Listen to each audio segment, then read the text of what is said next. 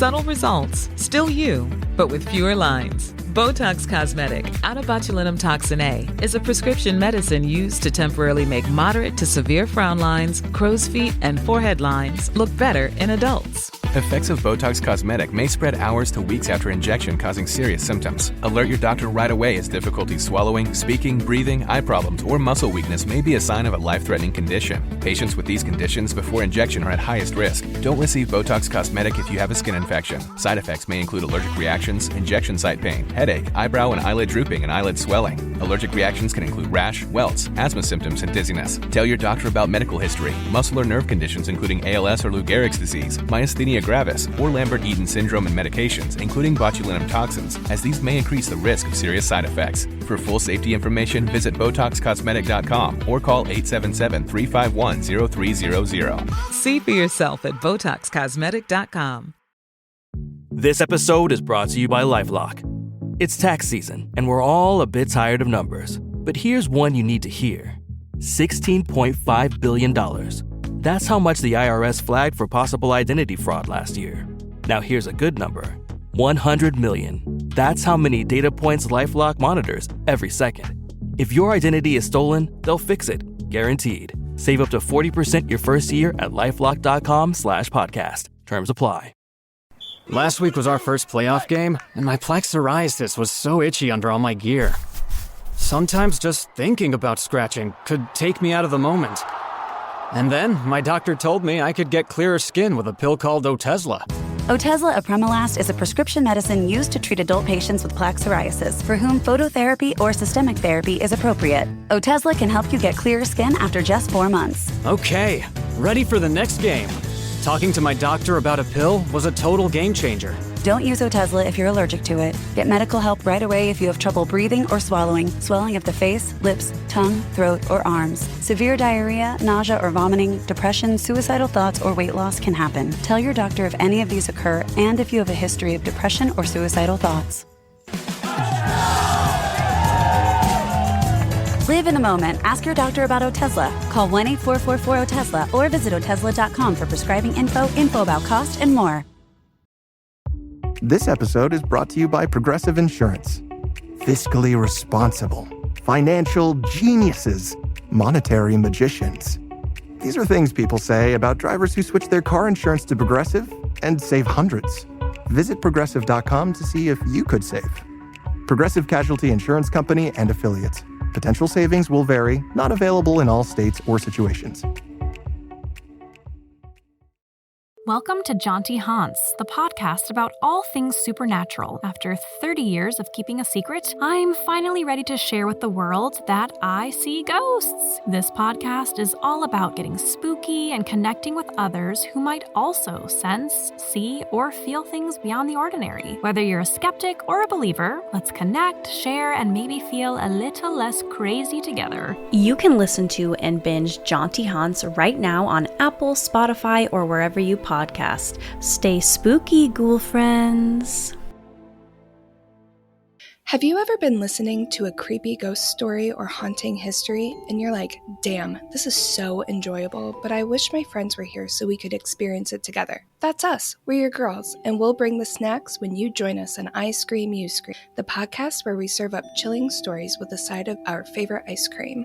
Every month, we pick a new flavor of ice cream and a new topic to go along with it. Werewolves, poison, cemeteries, you name it. From deep dives into stories we all thought we knew to your real-world experiences, at this ice cream party, we always get to the bottom of the bowl. Cozy up with us every Tuesday for your weekly scoop of the most chilling histories, mysteries, and paranormal perplexities.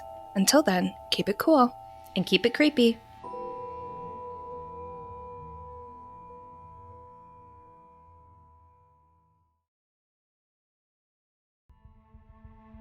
Thanks for listening to the Red Treehouse, where I tell scary stories to keep you up at night. You can listen to the Red Treehouse on your favorite streaming platforms. Be sure to follow, like, and subscribe. Oh, and leave a 5-star review. And now, you can find the Red Treehouse on Patreon. Join the Red Treehouse community for as little as $3 per month and receive exclusive member benefits. Simply go to patreon.com/Red Treehouse. Important note: sources for this episode can be found in the show notes. The Red Treehouse is dedicated to my dad. I love you, Pop.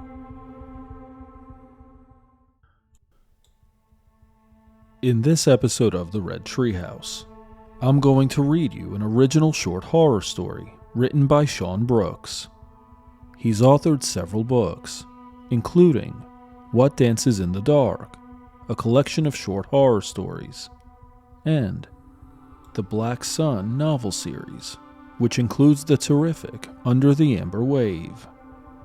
You can purchase these on Amazon or read on Kindle Unlimited. I'll post the links in the show notes. So sit back, turn down the lights, pull up the covers, and pay close attention as I read The Face by Shawn Brooks.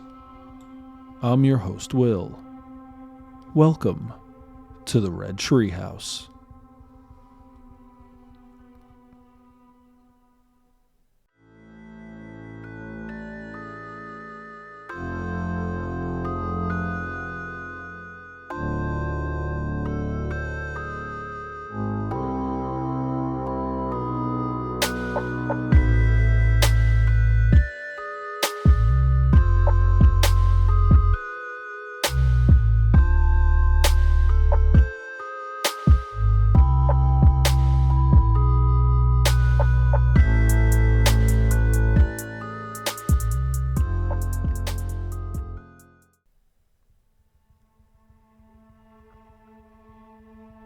The Face, written by Shawn Brooks. Wake up! Lucy bolted out of bed like she had been electrocuted. Jacob flipped the lights on and slammed the bedroom door shut. Adrenaline, much better than coffee, brought her to her senses quickly. What's going on? The police. We need to call them now. He took hold of a nearby dresser, dragged it to the door, and barricaded it. He flashed Lucy a wild expression, one she had never seen before in her son's eyes. It reminded her of the time she nearly hit a deer while driving too fast at night. "Mom, now, call them!" She jumped out of the bed and fumbled for her phone on the nightstand. As she started dialing 110, Jacob flipped the mattress up and against the window by the headboard of the bed. The mattress struck the lights on the ceiling and almost sent them crashing down. He slipped and struggled as he pushed, until he eventually got it up and leaning against the glass. On the phone, a woman answered in Japanese. Fuck, of course she would. But Lucy, in her heightened panic, briefly thought she was back in California. Tasukete. Help. Kudasai. Lucy was able to get out. The woman on the line spoke, presumably asking for more details. Lucy could give none. She covered the phone's receiver and looked at Jacob. What is happening? Tell me. Jacob was bouncing back and forth, looking at the room's two windows, unable to calm down. There was a face at the window downstairs. Just tell them to hurry. Lucy knew just enough Japanese to convey her address to the woman on the line, and then she hung up. Lucy ran over to her son and put her hands on his shoulders. He was already a good foot taller than she was, but that look on his face made him seem 5 years old again. All she wanted to do then was scoop him up in her arms. Where is your father? Even as she spoke those words, her own heart sank into the ground. Why were they boarding up the room when Steve was still out there? And what was happening? Jacob was near convulsing. She could actually hear his teeth chattering. He went outside. I told him not to, but he tried to scare it away. Lucy let go of her son and went over to the door. "Mom, no, we can't go out there." She could barely hear what he was saying. The rush of blood in her veins was too loud in her head. She took her hand off the dresser and turned to face Jacob. "Tell me exactly what is going on." Jacob glanced at the windows. One he had covered with the mattress. The other remained as it was. There was nothing to put over it. But they were on the second floor. Why was he so worried? Dad was in his office working or something. I came downstairs to get some water, and I noticed the lights for the deck were still on. And I don't know. I just wanted to look outside. I opened the curtains, and there was this face right next to the glass, like not even a foot away from me. I yelled and Dad ran over. He saw it too. He ran outside to chase it away, but he never came back. Jacob started crying, as if speaking the words out loud sealed the finality of what had happened. Lucy's skin threatened to slide off her bones. She shivered so much. But Dad didn't see what I did. It wasn't a person. It was like this, I don't know, like someone was wearing a mask. I know it wasn't a mask. It had these fangs and these big red eyes, and they blinked. It wasn't a mask, Mom. The face was huge, and Dad went out there and didn't come back. He sobbed and clung to Lucy's nightgown as she held on to him. She felt a rush of tears about to let loose, but held them back by gritting her teeth. At 15 years old, her boy had instantly reverted back to being her baby, the one she had to protect at all costs, by any means necessary. The police were on their way, she hoped. She also knew they wouldn't be here for another hour. And downstairs had 2 big glass doors. Steve had brought them out to Japan just 3 months ago. He was obsessed with making a homestead and living off the land. Get away from the claustrophobic grind of Los Angeles and live out in nature. Ever since he quit his job at the firm, he was insistent on starting over again fresh. At first, so was she. It sounded fun. A perfect way to inject a little adventure back into their lives. But she never liked it out here. From day one, she had this feeling that things were just off in the woods. Their home was bought for next to nothing.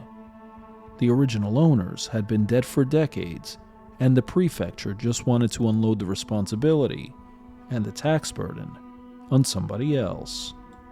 The home was hidden away in the mountains, surrounded by deep forests and hills that jutted straight out of the ground, with valleys of farmland between the peaks, nothing like she'd ever seen back in America. The house itself was a shithole, full of junk, rusted bicycles, moldy clothes, even candy wrappers. They spent the first week cleaning the thing, and the next month renovating it. There was a fence around the property with tiny skulls nailed to it, things like squirrels or foxes maybe. They had a hell of a time ripping each one out. Honestly, they gave her the creeps. Their closest neighbor was an old man named Makoto. He was a good 5-minute drive, maybe a 20-minute walk up the road.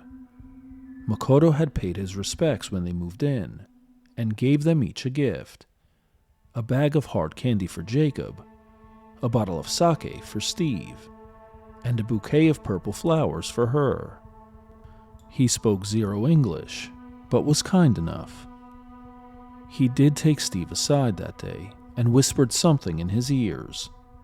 Steve's Japanese was better than hers, and he told her later that Makoto said to stay out of the woods, that they were dangerous, that things could follow them back. Steve laughed it off and even got angry when talking about it, thinking the locals were trying to scare them off. Makoto told him to leave the skulls up, or a bad thing would come. A thought that the old man could be out there right now, in mask, terrorizing her family, made her sick with anger. But no, Lucy, deep down, believed in Makoto. One day, while she was planting potatoes in the backyard, covered in sweat and gritty soil, she had the sudden sensation of being watched. Like a cold wind kissed the back of her neck. She stood up and turned to look out at the trees. All of them grew closely together, and wild grass filled in the gaps. There was no easy way to see inside. She could have sworn she saw a man in the darkest part of the forest, staring at her. She even saw a faint flash of red. Big red eyes. Steve didn't believe her, though. Said that she just wasn't used to living so far out in the mountains, and in a foreign country at that. Try to relax, and I promise you'll get used to it, he said. Even Jacob didn't like this place. Not since last week when he went out alone on a trail and came across that creepy shrine. He told her he saw a deer skull nailed to a tree by this old and rotted wooden shrine. A fat and twisted tree hung over the shrine, and he must have touched it, though he said he didn't remember, because his hands were covered in black sap when he returned. Since that day, Jacob refused to go out alone. Said he felt like something was watching him from the forest, even as he slept. Hence why he moved his bedroom upstairs a few days ago. Things ramped up to the point where Lucy thought about taking her son back to America if Steve wouldn't listen. There was a fucking cow skull tied to a tree by our house. It wasn't there when we moved in. And again, Steve played it off as not a problem. Okay, we need to think, honey. The police are on their way, but it's going to take a while. You only saw one man. Did you see anyone else? Or did he have a weapon? It wasn't a man, Mom. It was a monster. The face, it was too big. Jacob fell to his knees, and she tried to catch him. Monster. Lucy had to decide their course of action, right now. Stay in the room and hope the intruder wouldn't break in from downstairs, which they could easily do, or make a run for their Jeep and book it to Makoto's. No, that's too risky. Stay put. But what about Steve? Monster. Just then, she heard Steve's voice from right outside the barricaded window. Lucy, are you there? Relief flooded her heart and the tension in her muscles relaxed. The sensation was euphoric compared to the stress of the last few minutes. Even Jacob stopped crying and rose to his feet, wiping the tears from his face. He smiled. Lucy was about to move the mattress and address her husband until she realized, why the hell is he talking to me from out there? Honey, she shouted through the mattress. What are you doing out there? A rustle of grass from the backyard.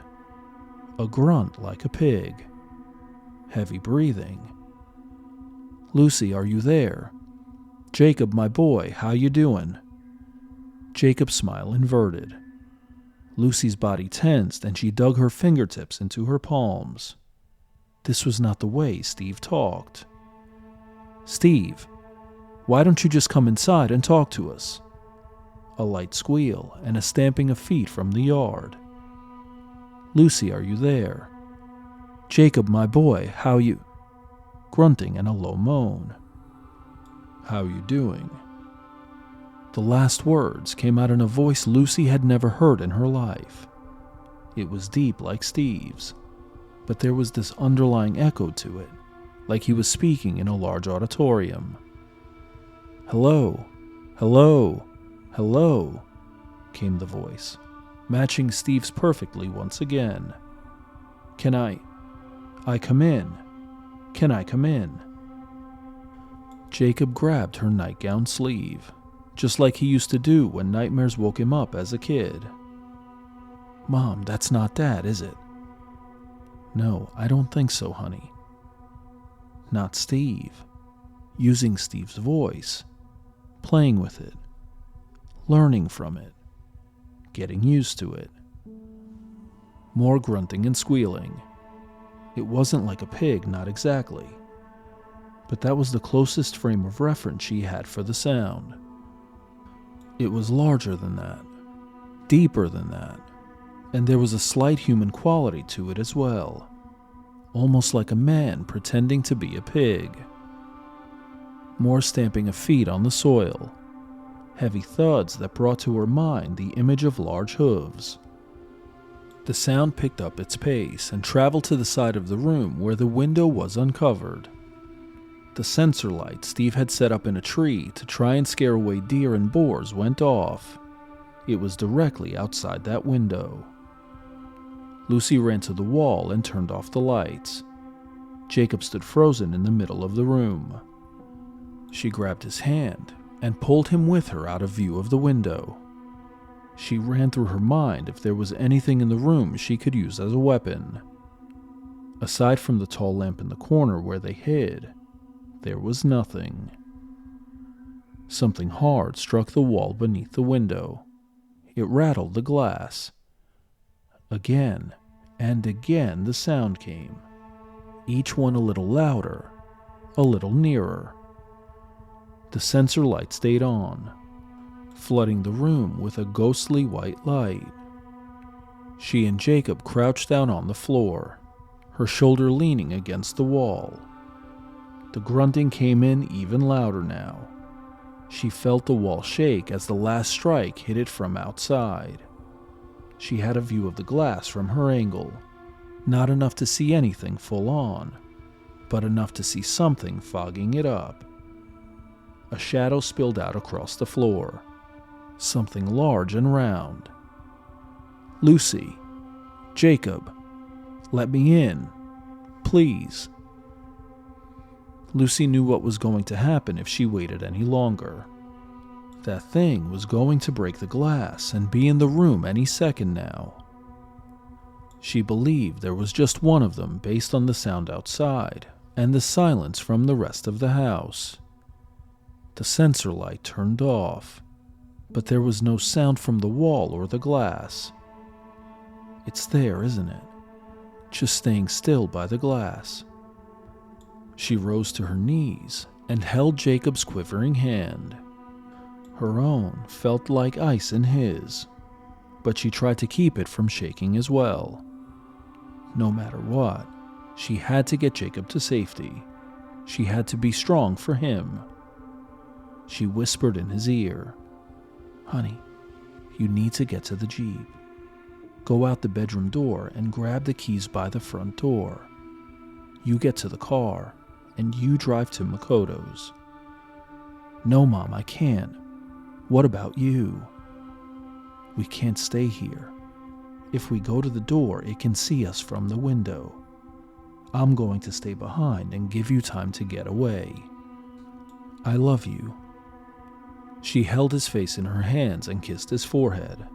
She could feel the tears on her palms. He tried to say something, but Lucy covered his mouth with her hand. A heavy breathing and a low grunting broke the silence by the window. "Go, now." She shoved Jacob toward the door, and she grabbed the lamp by its neck and ripped the cord out of the socket. She ran to the center of the room and held the lamp over her head like she was about to chop wood. She heard the dresser scrape against the wooden floor, and the door squeaked open. The sensor light turned on. In the window, she saw it. Much of the glass was misted by its breath. Framed by the white light, there was a dark shape. A head, much too large to be human. The only features clear enough to see in the blinding glow of the light were two red eyes the size of headlights. She heard Jacob's footsteps fly down the hall, and then hit the stairs and descend. Then came the sound she had been dreading since this began. Breaking glass. Not from the window in front of her, where the eyes were no longer at. It came from downstairs. Makoto was watching his favorite program, a French fly fishing show. His satellite picked up a few channels, and the international sports one had hooked him from day one. He didn't understand a word of what the men said while fishing, but he didn't need to. There was peace and calm in watching them sit and wait for the fish. He hadn't been fishing since he blew out his knee last year when he slipped on a rock in the stream. He could hardly walk longer than 10 minutes at a time now. Makoto burped and finished the rest of his beer, warm and tasting like water. He had forgotten it was even in his hand the whole time. He crushed the can and rocked himself out of his chair. What is that sound? He heard a low grumbling coming from outside. It grew in intensity until he realized it was the engine of a car. This late at night. He thought about that American family that moved in down the road. They would be the only ones near enough, or having any cause to, drive up here this late at night. Well, if they didn't mess with the skulls I've been putting up, they should be fine. Besides, it's been decades since it has shown up. I'm sure there's nothing to worry about. Headlights broke into his cluttered home from his dirty window panes. Makoto hobbled toward his front door, and he heard a car door open and shut, but the headlight stayed on. Before he could open his door, a frantic pounding assaulted it. "Please, open up! Help!" Makoto didn't understand the words, but he understood the tone. He knew he could breathe a sigh of relief. Before he turned the handle, he froze. It had always spoken to Makoto in the voice of his mother, and sometimes of his little sister, both of whom had vanished into the woods. He hadn't given thought to whether or not it could speak in other languages. Makoto laughed. His deer skull was nailed to the wall right by the front door. He had dozens more outside. The rules were obeyed, so he should be safe. Then why are my hands shaking? The door shook with the pounding, and the voice of the young man came through, pleading in desperation. Fuck it. If I die, I die. Makoto opened the door. A boy collapsed into his arms, nearly knocking him over. "Jacoby, what's wrong?" The boy looked at him with wet and red eyes and began speaking fast, and none of them that he knew. But he knew what must have happened. He shut the door and led the boy into the living room. He sat him down in his oversized recliner, which the boy made look like it belonged to a child. "Stay here, Jacoby." Makoto walked into his bedroom and grabbed a machete from off the wall where he hung all his tools. It was next to a chainsaw, a bear trap, razor wire, and several sledgehammers. He walked back into the living room. The boy looked up at him with wide eyes and raised his hands as if the old man was going to bring the blade down on his head. Makoto ignored him, shuffled to the front door, opened it, and walked outside. Crickets chirped and a breeze shook the tree branches in the forest. Makoto looked back at his front door to make sure the skull was still fastened to it.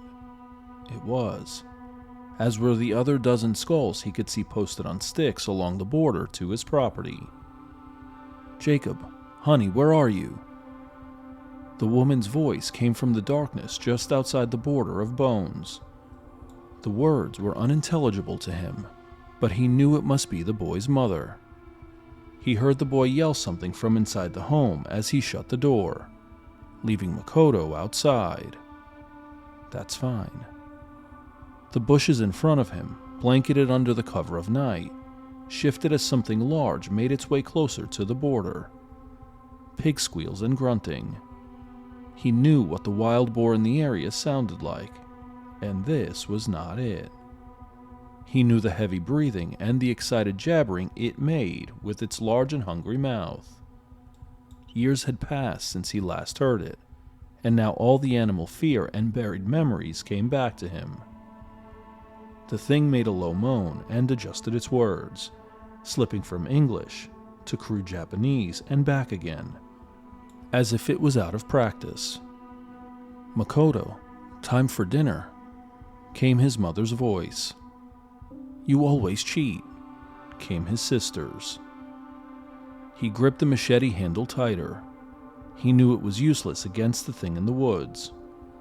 Being near 70 years old, Makoto thought he was done with it. He thought he could just slip away into a peaceful death, beer in hand, fly fishing lulling to an eternal sleep. Fear pierced his chest, and his heart skipped several beats, causing him to get lightheaded and nearly fall over.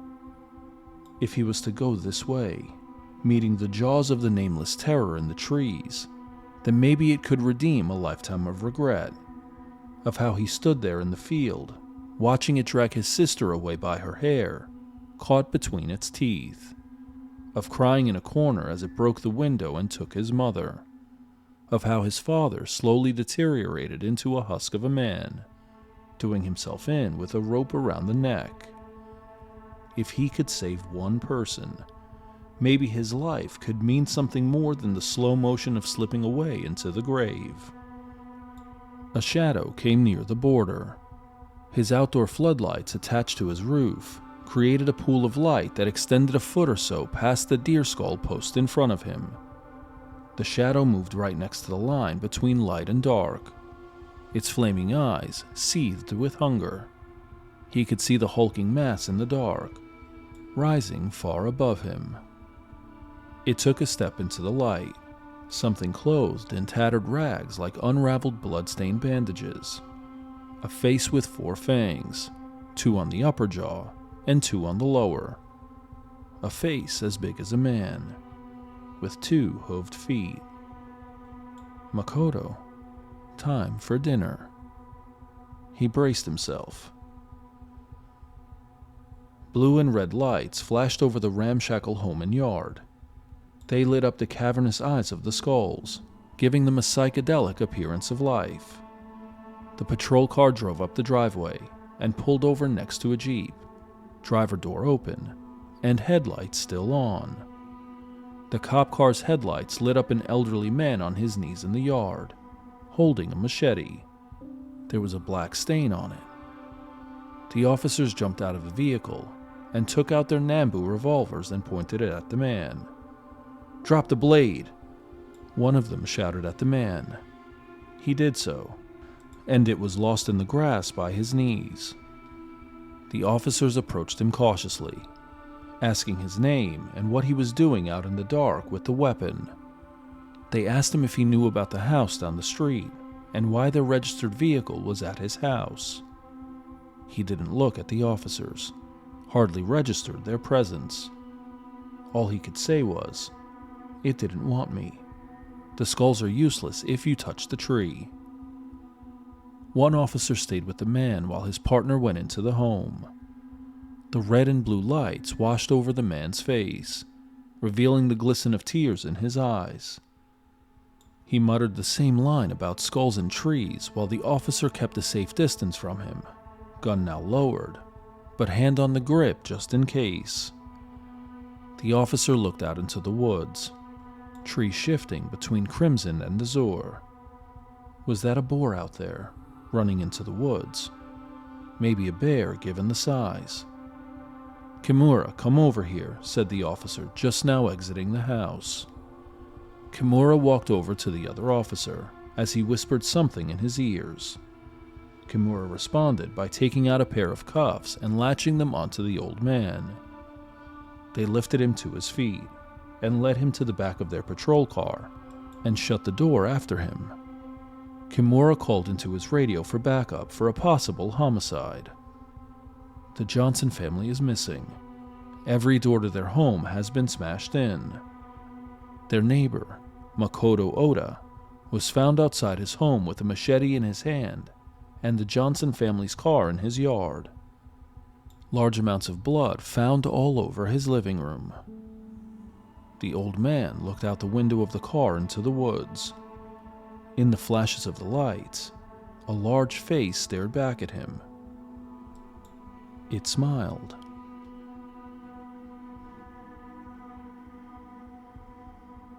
What did you think of this original short horror story? Comment or email redtreehousepod@gmail.com. A huge shout out to Shawn Brooks for submitting this terrific story. As we turn down the lights on this episode, join me next time as I read Maria, Geraldine, and the Crosstown Shootout by Robert Pettis. I'm your host, Will. Thanks for joining me in the Red Treehouse.